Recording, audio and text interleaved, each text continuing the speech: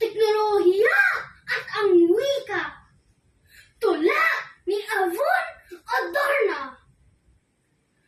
Pinagkaitan ng anong mga patinig, mga pangungusap kulang sa katinig. At kung babasahin sa tunay na tinig, ay mababanag sa kulang na titik. Sa sulatin formal at mga sanaysay, anong pakinabang kung putol at sablay?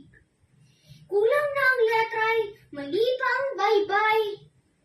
Ang akala yata'y lubhang mahusay sa paglalahad ng totoong damdamin.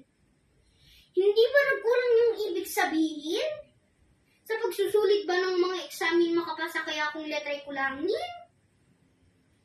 Mundong makabago at teknolohiya, anong naidulot sa ating pag-asa? Kabataang dugong mag-aahon sana, tila katunggali ng sariling wika. Ngayon nagtatampo, wikang Pilipino sa wari na sunog ang tunay na mundo. Ang wikang dapat isinasaulo ay lubhang nalimot at nagkalito-lito.